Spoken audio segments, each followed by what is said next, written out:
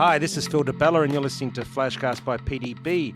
And we've had a wonderful 2021 with many downloads, and we've been in the top 10 list of podcasts in Australia. Thank you to all our listeners. So we've put together a special series of reruns of those that have been most popular and most downloaded. Enjoy them again or share them with family and friends. Hi, this is Phil DeBella, and you're listening to FlashCast by PDB.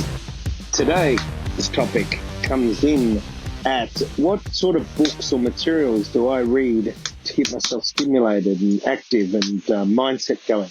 Yes, and that's a beautiful fireplace in Queenstown and waterfall you can hear in the background. I make no apologies. One of the world's best and most finest places, and those of you that listen to the podcast know that I love Queenstown. It's my second home. And it's my happy place. So enjoy the fireplace and crackling of the wood in the background and that beautiful waterfall. But today's topic's all about what sort of materials does Phil DeBella read? And let me start, and I'll give you a range of different stuff and why and a little bit of a synopsis on each one. But one of the books is You Can Read Anyone by David Lieberman. So You Can Read Anyone by David Lieberman. And it's all about people, this book, and you'll find most of the books that I read are about people. It's about knowing the size of someone's ego. It's all about self-esteem. It's all about fight or flight. It's all about helping you understand people. As I always say, people are the common denominator of business. It's people are why you're in business, whether it's a product or service. It's actually people that matter.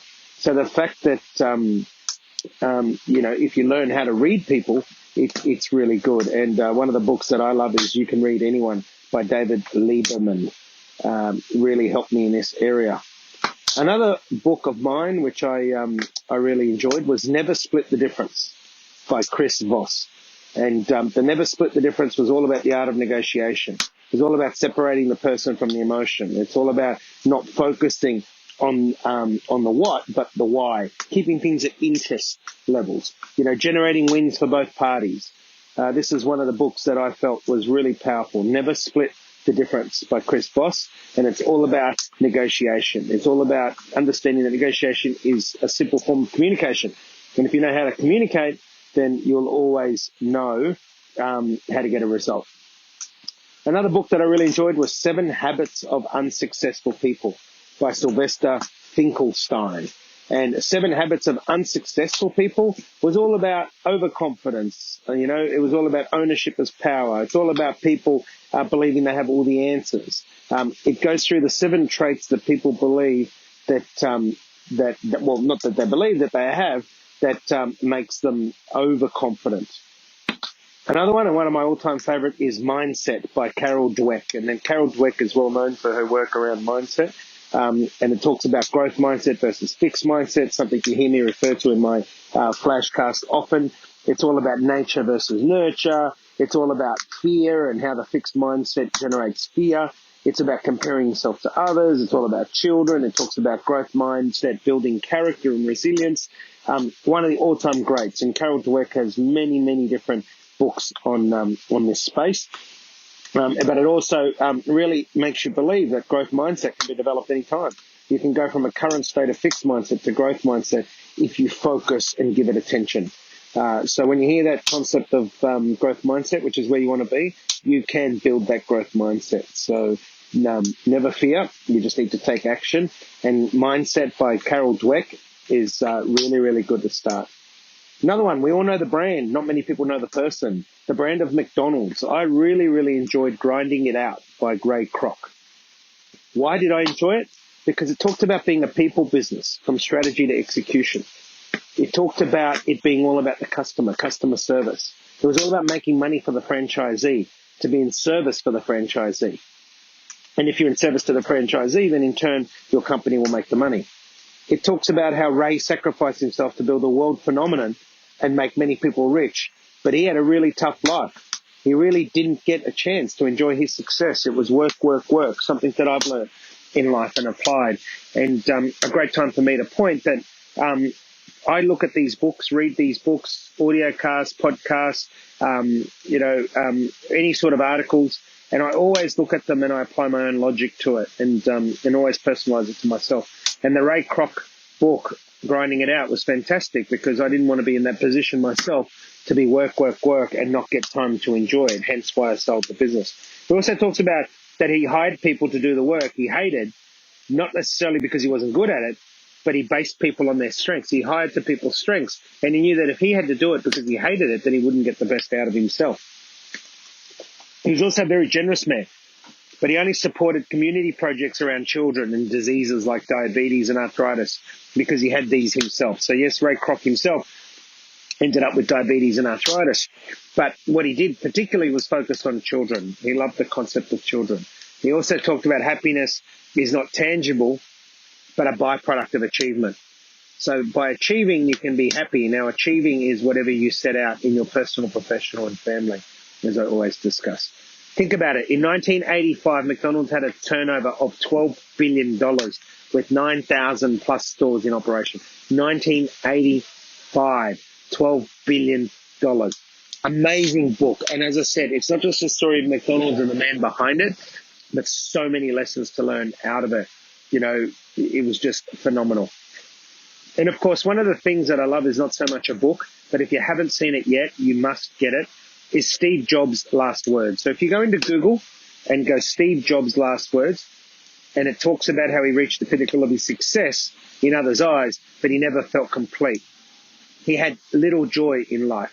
And at the end, money couldn't buy health. An amazing, call it eulogy he wrote himself. Fantastic.